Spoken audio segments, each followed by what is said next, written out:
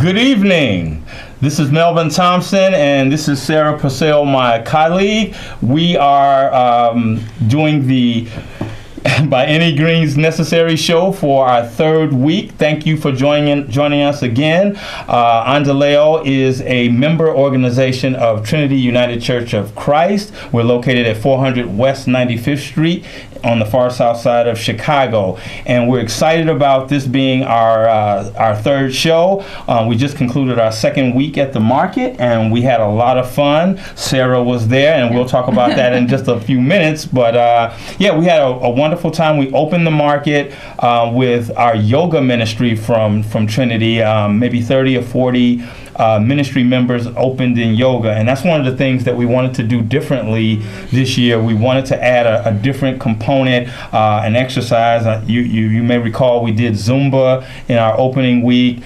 This week we're doing yoga. I don't know what's on tap for next week, but you'll just have to come and check it out. But we had 25% more folks show up. We added a couple of vendors and a couple of farmers, which we're really, really excited about, because if you know anything about farmers markets in the city, it's very ultra competitive to get farmers at your market, and so the word got out after the first week that we were doing some good business, and so I think we're up to 5 farmers, and that may not seem like a lot, but our trajectory is going in the right direction, so we're happy about it. We're really thrilled. One of the added features that was at the market this Saturday was my colleague from UIC. Sarah Purcell is a food, now let me make sure I get this right. She is a food retail intervention coordinator. Did I get that right? You did get that right. Oh my goodness. Okay. at UIC, and it's under the program for the Chicago Health.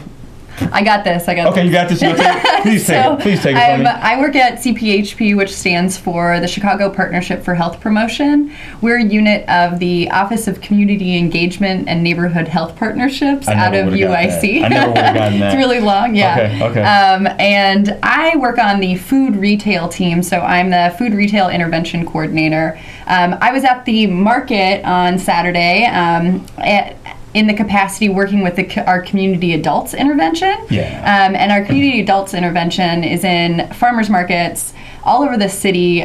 2 farmers markets that are private, one of those being the Trinity Market, and then the other, I'd say 10 other markets that we're in are we partner with Experimental Station. But yeah, so we were just there doing nutrition education. We actually we have a really cool smoothie bike that we brought out, and we get everybody to do a little bit of physical activity as well as blend their own smoothie and talk about healthy eating in that way. Absolutely. And I should tell the folks at home that for Father's Day, Endeleo, Trinity, and Real Men Cook did a food tasting on the grounds of the public housing development at Loden Homes, and Sarah was there with us, and the smoothie bike was the biggest hit. Yeah. I think you were smothered by young people riding the bike. You want to describe what the smoothie bike actually is? Yeah, so it's not just young people. Adults really like it too. And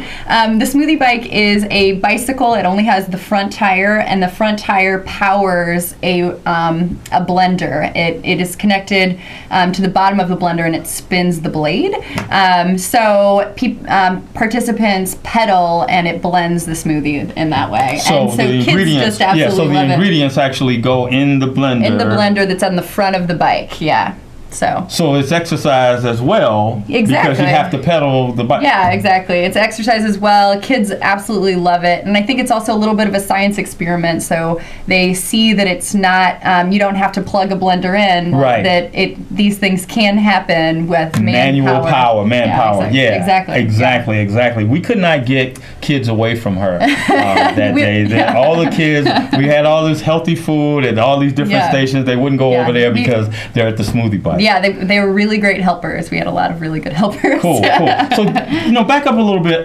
You're not from Chicago, so tell the audience where you come from and how you come about being in Chicago and in the nutrition education area? So I'm from California originally. I moved to Chicago last year from New Orleans, where I was in graduate school in New Orleans, and there I did my master's in public health nutrition, which is essentially a program that taught me to manage programs and shape policies around nutrition programs and obesity prevention. Wow. So that's what I was doing there, and I came here and I work at UIC. I had another position before this, and at UIC I run the food retail intervention, and the food retail intervention essentially is where I manage the Healthy Corner Store program. So we work with corner stores to provide nutrition education to community residents and technical assistance to store owners to increase the stocking of healthy foods in those stores. Wow. Yeah. You know, it's interesting because before we met, we had worked with UIC on a program with a number of community organizations from Inglewood to the West Side, Bronzeville, and a number of places. And we basically canvassed our communities for the numbers of corner stores, which are, what are they also called? Small convenience stores as well? Small retail stores. Small retail stores. Exactly. Yeah, so everybody knows what we're talking about. Yeah. And we found in the Washington Heights, in just a 2 to 4 mile area, there were at least 22 of these stores. And our goal was to basically find out what kind of healthy fare were being sold in any or all of these stores. And we were surprised and not so surprised. There were stores that did not sell any healthy fruits and vegetables at all, and then there were stores that sold much more than we anticipated. And so it's interesting work, and it's interesting that we are now collaborating because that's a very important part.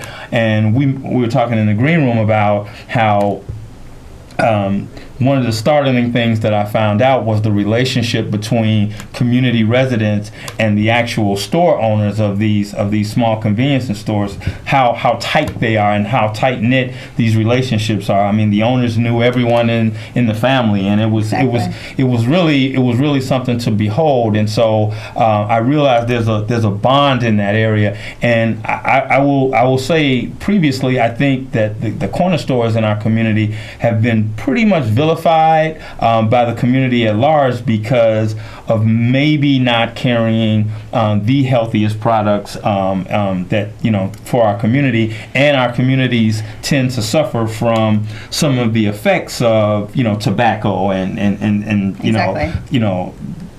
diabetes and things that emanate from products that they may be consuming at these stores. And so I think it's a teaching moment, it's an education moment, and for the most part, most of the store owners were very, very receptive to the work that we were trying to do in terms of analyzing what you're selling that's fresh, and maybe the prospect of adding more to what you're doing. And so can you talk a little bit about the different levels of it? Yeah, exactly. So just to start out, there are around 1,300 small retail stores in Chicago. In Chicago? So just in Chicago, I think. Wow. Or maybe that's in the state of Illinois. But anyway, there are quite a few retail stores in this area. And that being said, they come in all shapes and sizes. But what's really great about corner stores, particularly in areas where there aren't large grocery stores or a large chain, is that they really are their infrastructure and like community assets that are already in place, right? And that relationship that store owners have with community residents is long-standing and very strong. And so there are many corner store owners that really want to sell, healthier products and they want to work and be an asset in their community. They just need that technical assistance or and a little some assistance doing that and some new ideas and not to cut you off, but I did hear the familiar refrain that I tried to buy fruits and vegetables and I wound up tossing them because no one bought them. Exactly, and that comes up a lot.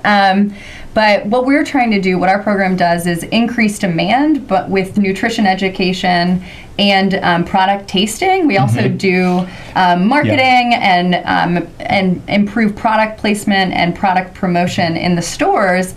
So that increases demand, but then we work with to increase the supply as well. So we work with distributors and then we work with store owners on nutrition education so that they know what products to stock and which ones are considered healthy products. So there's a wide variety of ways to increase both the demand and the supply, and so we try to hit it on both sides. Wonderful. Yeah. Talk about the.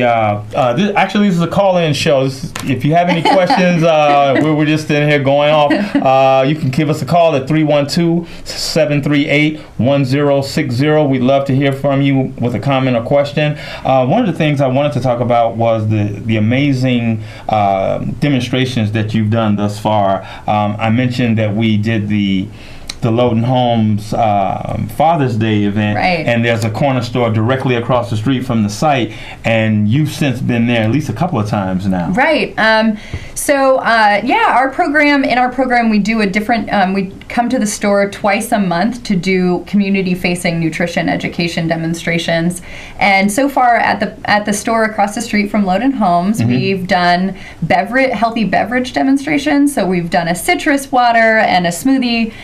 Another smoothie demonstration because people love smoothies. So we have a variety of healthy beverages that we promote, both that you can purchase at the store and you can make at home with products at the store. And then we do a healthy snack segment, and then we do a healthy cooking at home segment. So there's a total of 12 to 15 demonstrations that we do at each store. So quite a few different recipes and different ways of engaging with the products in the store and with community residents, so that we can find what that person is interested in and what they're really going to use the corner store for past the typical fare. And I can tell you thus far, I've been there and I've witnessed it, and I've seen the reaction of the young people when the smoothies were made or the water with fruit in it or something like that, and the reaction has been wonderful. And I didn't know it was that many demonstrations, and that's a lot. That's like probably a year, right? But it gives the community a chance to know you and get comfortable with you and start looking forward to what you're bringing next. Exactly, because we really the long-term commitment to the store. We try to stay in each store for at least a year or for a year, and we have to build that relationship with the store owner and with community residents, because we want them to trust that our product. We want them to build up the taste for those healthy products, but also we want them to trust us as community educators. And we want the store owners to trust us that when they bring in a new product, that it is something that the community residents may want. And so that takes a long time. And many demonstrations, and then we work with the store owner outside of those demonstrations as well. Absolutely. One of the things that happened at our farmers market that I didn't mention over this past weekend was I'm hearing a lot more about prepared foods at farmers markets, and one of our farmers, I think our largest farmer that brings the most, actually brought prepared collard greens. They're all packaged and they flew out. And I was just thinking that that is a new option that I think is catching on, and I'm seeing other markets do that as well, because maybe people aren't traditionally cooking the way they once did, and that in this fast microwave kind of life, that if they can get healthy food that's already been prepared, that'll be something that'll fly off. And so we were looking at the corner stores as possibly, what the farmer doesn't sell on that particular day could actually come down to the corner store. And we've talked to the corner stores about that. Yeah, and sell those. So what we're trying to do is merge that farmer's market with that corner store owner and build that relationship as well. Right, and that's a great idea. I think we know from the rise in fast food chains and convenience items that people want convenient foods. Not everybody is cooking at home, but there's also a rise in in demand for these healthy, pre-prepared packaged items, and it's a great idea for farmers to sell their products in corner stores, just like they would in a larger grocery chain. But it's also a good idea for corner stores to prepare those items when they may not sell something that day. They can do those value-added products like a fruit salad, they can make smoothies with bananas that are slightly brown, but those are better anyway for smoothie. Right, exactly. A lot of people don't know that. Yeah, exactly. Wow. So what you mentioned also, I think a number of different interventions. Exactly. Can you talk a little bit about the different? Exactly. So our organization is not just the food retail team. Do a lot of other stuff too. We're a lot of other things. So what we try to do is to touch the community in multiple different settings, so that we're not just. Hold on 1 second. We have a caller. Go ahead, caller. Hello. Hello. Hey. Hi. Hi. Thank you for taking my call. I've been listening, and I was curious to know if your farmers market offered cooking demonstrations for people who may, need help learning how to prepare the foods in a healthy fashion. If you come to our market this Saturday, we're doing our first cooking demonstration. Okay, excellent. Do you know where we're located? Near Trinity Church, so I would imagine. That's right. In West. Okay. Yes, we're at 95th and Normal. We open at 8 o'clock in the morning to 1, and I believe the cooking demonstration is going to take place about 10 o'clock. But it'll be our first, and then we're going to do a series of cooking demonstrations over the next several weeks. Okay, wonderful. I'll definitely make sure I come by at least 1 week for sure. Thank you so much. I appreciate the call and the question. You. Look forward to it.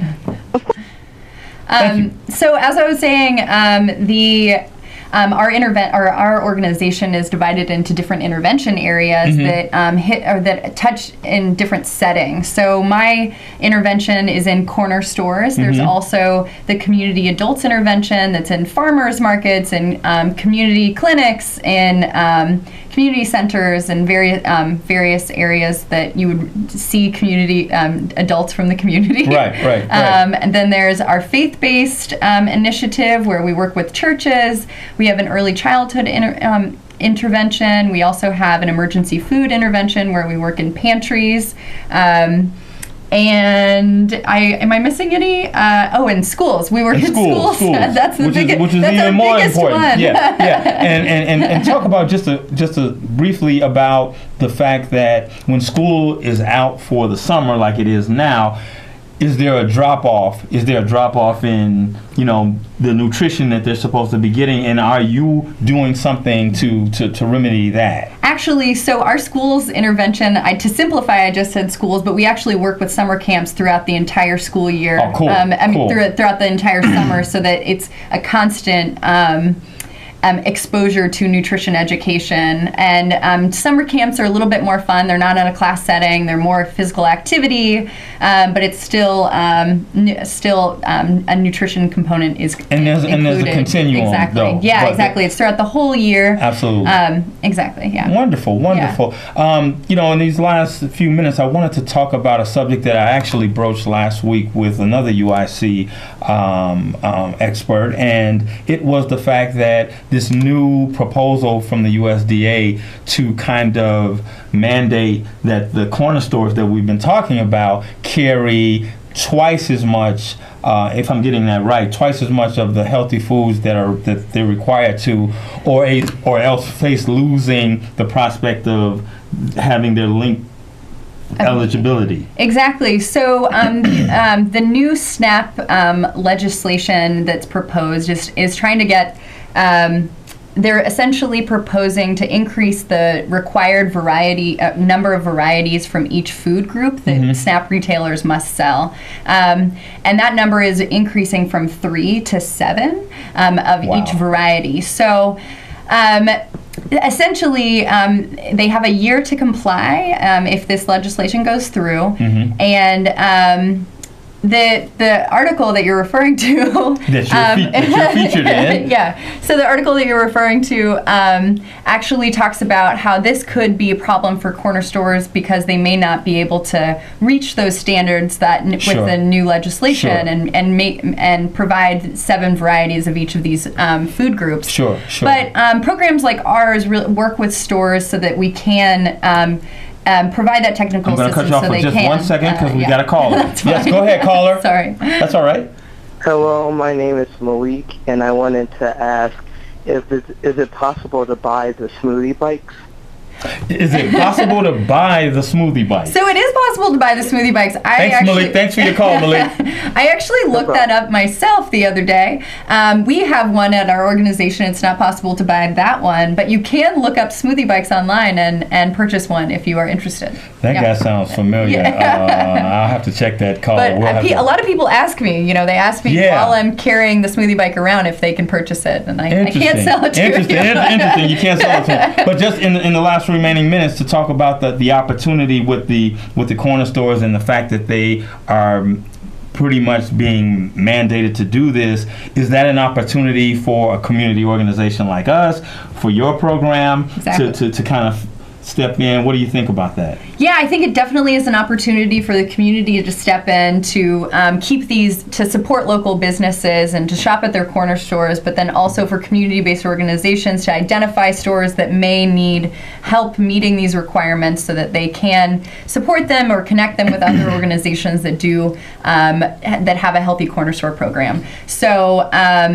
Because I can see a resident coming into a store thinking they're going to make their regular purchase and having a store owner say, I can't take Link anymore. And then that's the end of it. And then the person walks out of the store, and then what do? Yeah, exactly. Then they can't purchase anything at the store. If the store closes down, they won't be able to buy anything. Exactly. So we want to be able to support those businesses, and we can do that if we purchase those healthy products, because it's all about increasing the demand, and then if community residents purchase the products in the store owners can keep them and they'll stay in business. That is programs like ours can support the local corner stores. And that's why, Sarah, I look so forward to working with you in the future, because with this coming down the line, farmers markets, corner stores, and the education that they need will be vital. And it's nothing like forming stronger relationships. They're both in the neighborhood, and so they might as well learn to work together for their own bottom line and the health of the community. So we're excited about this. Thank you so much for coming. You were wonderful. Thank you so much for having me. Yeah, we're going to have you back here. Listening. Definitely, we're going to have you back. Thank you all for watching. We will see you all next week, this same time, 5 o'clock, for By Any Greens Necessary. Bye.